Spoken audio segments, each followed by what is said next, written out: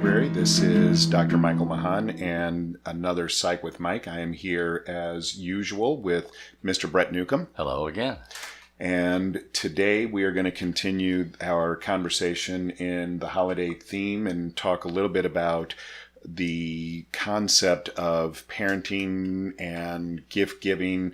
So specifically around the holidays, but maybe even talk a little bit about, in general, birthdays and things like that, because it is something that a lot of parents struggle with. I know in my own life, Brett and I have talked about this before, that my wife is the kind of person who, when my children were younger, was very adamant that things had to be exactly numerically equal. So there had to be a same number of boxes under the tree. And then if one of them, I have two children, one got something and it was a little bit more expensive, but now the other one needed something, but now that was a little bit more expensive. And so then you are always like a dog chasing its tail to try and have things turn out equal monetarily and also equal in number of boxes. And it was just... And we had an additional kicker because we had Santa Claus presents. You know, presents from Mom and Dad, presents from Grandma and Uncle Joe. But what did Santa Claus bring you? And Santa Claus presents weren't wrapped. They were just left under the tree. But all the presents from people were wrapped. So then you get into, did I spend enough money on the present? Is there numerical equity? Are these presents good enough? What I should have gotten, what I wanted to give my child. So to have this, forgive me, orgasmic experience of perfect happiness that comes from the presents that they get at Christmas, then I would be disappointed and upset because after I'd given all this thought and spent all this money and gone to all this effort.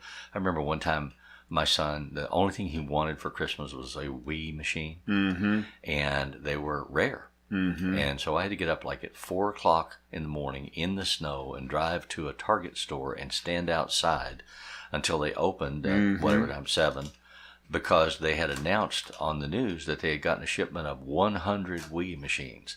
And my wife said, we're going to get one. Of course, by that she meant she wasn't going to get dressed and go down in the snow and stand. You know, so I got him this Wii machine, and we got it. We were one of the 100, the chosen few. And then he was playing with the damn box. He wasn't playing with the machine. And that was a somewhat regular occurrence for us as our children were growing up. They would play with the box and the wrapping paper and not the toys that we got them, you know, and or whatever gifts that we were getting. So that was a challenge. So equity, cost, importance, and then you fall back on what lessons as a parent do you want to model. You know, my children were really fortunate. We were a family that had everything that we needed. And so I grew up poor. I remember one time my mother, my parents were divorced and my mother lived far away. And I was maybe 8 years old, and she sent, which she had not done before, she sent a Christmas present, a box that was about a foot square, was heavy, and you pick it up and you shake it and it rattled and made all kinds of noise. And it came maybe a month before Christmas, so every day I play with that damn box, and I shake it, and I would imagine and fantasize, what did my mother send me? So Christmas, that was the only thing I was interested in, opening my mom's present. It was a box of pecans from her farm. She was poor. And I was going to guess a box of assorted nuts and bolts. Oh, nuts for me, for sure. And it set me on a path. But I was so disappointed. I was crushed. I was hurt. I was devastated because she sent pecans. And as an 8-year-old, I don't want pecans, you know. Now, as an adult, I've learned a lot about what was going on in her life, and I've grown in my own assumptions and expectations, and I'm less wounded than I was. But for years, I hated her for sending me a box of pecans. Don't send me anything. And see, I hear that story and I'm like, oh my gosh, that is so freaking awesome, because I've advocated for a long time against the commercialization of the holiday, and that you don't have to give anybody anything. You But if you are going to give somebody something, it has to be a gift that you've made with your own two hands. Now, that usually goes over like a Led Zeppelin. Nobody wants to participate in Does writing a check count as that if I wrote it myself? No. No. Okay. No, of course not. But pecans that you grew on your own farm would be an incredibly meaningful gift. But at the same time, I recognize that for an 8-year-old, that obviously is not what the 8-year-old is looking for. The problem it is hasn't hit that, the sweet spot. Right. Yeah. Until it's pecan pie. Or you were going to roast the pecan. See, if your dad had the wherewithal to think in advance, he would have said, "Oh, this is such a great gift. Well, we're going to build a fire." He didn't know what it was either. But when you opened it, yeah, we're going to build a fire. We're yeah. going to roast these pecans, and it's going to be so much fun. We're going to have so much fun. Now, I'm not saying that presumptively he would have been sober enough to light a fire. I know. Okay. Right. Yeah. And not fall in it. Yeah. But when we're talking about kids and how parents deal with this, my feeling is that just because you have the ability doesn't mean you have the responsibility to give your kids every single thing that they want or more than what they need. Because a child's ability to attend to multiple items is extremely limited. Yeah. And so the more that you give them, the less value any single gift has. Well, and that raises an interesting point. As your children age, their expectations and needs and wants change. But when you have young children, you tend to overload. Like I have a friend who has a 4-month-old baby. They're already buying incredible amounts of Christmas presents for this baby who cannot sit up yet. Right. As they age, I expect this child will live an abundant life. Mm-hmm. My recommendation to them would be, they won't ask me, but if they did ask me, is after Christmas morning, when the child is in a bed of presents and has played with whatever's gotten their attention, pick 3 to 5 presents, put them out for the child to play with, put everything else up in the closet somewhere. Then when the child reaches a saturation point with these 3 to 5 presents and they're bored and there's nothing to do, or it's a rainy day or a snow day from school or what have you, you can get 1 or 2 more presents out and say, "Oh, look what I found. Well, you got this Christmas. I'm sure you don't remember, but here it is." And it's a new Christmas in January or February experience for these kids. And I certainly have no problem with that suggestion. I think that that's a great idea. But I also think that if people live in a reality like you are describing, then by the time March comes around and the child has become saturated with the other gifts, there's already going to be, a birthday party or something where they're going to get more. And so for me, I wish that there was a way to really create genuineness and sincerity in the way in which we give gifts, because that, I think, is the essence of the holiday and the intent. Well, as a parent, you have a responsibility to be the parent, not your kid's friend. Exactly. And not your kid's Santa Claus, if you will stretch an analogy. So I think you have to model and provide messaging that you hope your children will internalize as they mature. One of the modeling and messaging things that you can do is talk to your child and put your child in an environmental context that says, we are fortunate because we have, and we're going to share some of what we have with those who don't have. But that's a conversation that's a little more extended than where we wanted to go today. We want to talk about the crisis that parents have when I have 3 children and I have a limited budget and I want to get them all something special for Christmas that they want, but I don't know that I have the money. How am I going to make sure that they will all feel like they got an equivalent value and a special thing for Christmas? And parents legitimately struggle with those issues. When's enough?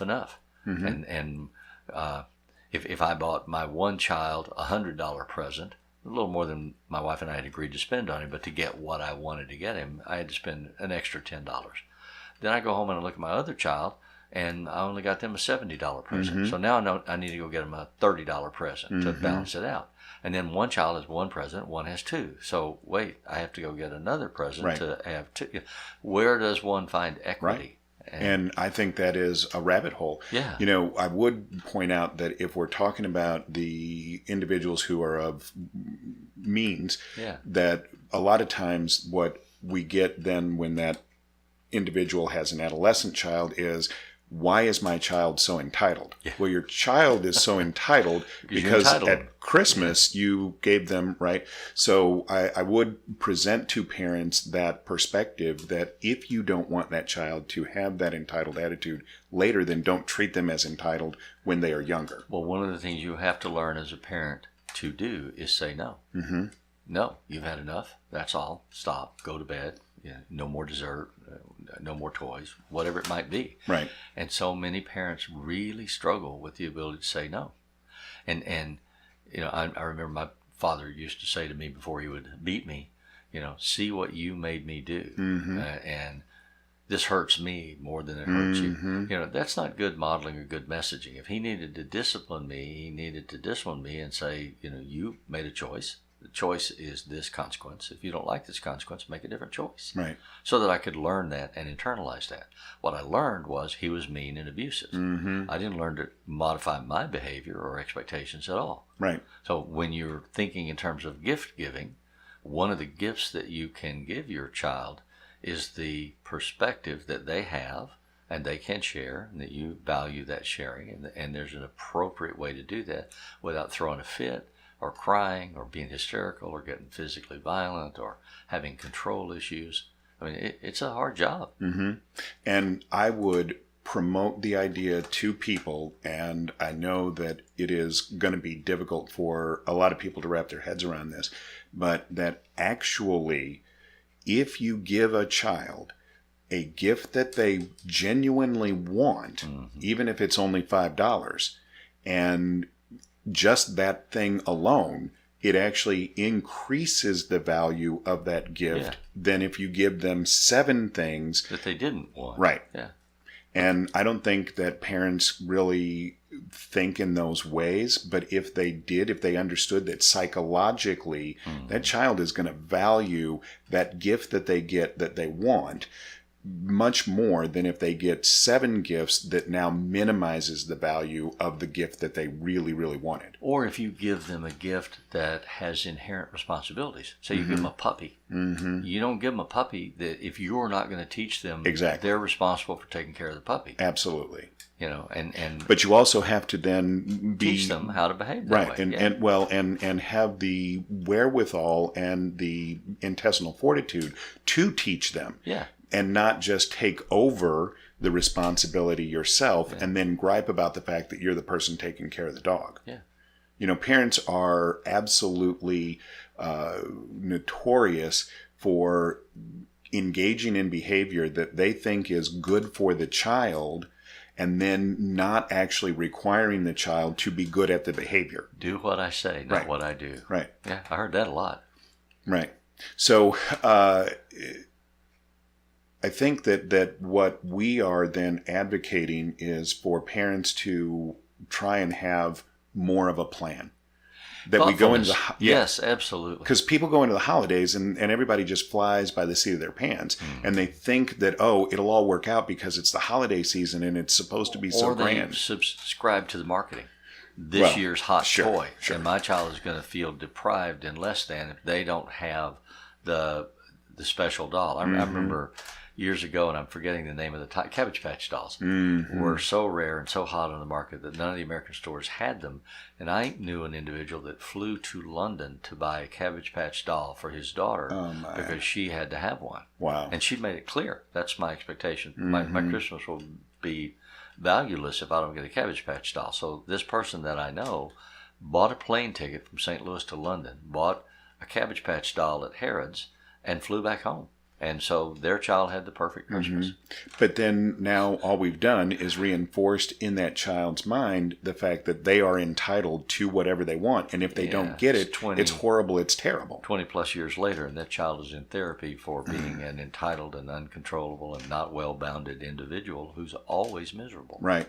Now, the other side of the coin is your child wants something, but the thing that the child wants is ridiculously expensive or way beyond your means. Yeah. Right.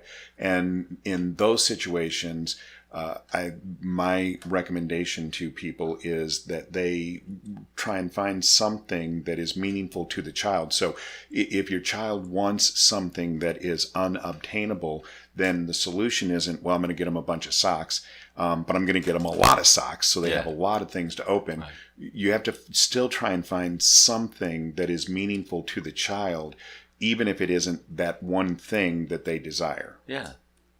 There also is the ancient Indian tradition, dot not feather, of giving the white elephant gift. Mm-hmm. You know, the Indians used to give an enemy a white elephant because the albino elephants were sacred, and anybody that had one had to take care of them because they were sacred to the gods, and so that was some considerable cost and expense to take care of that.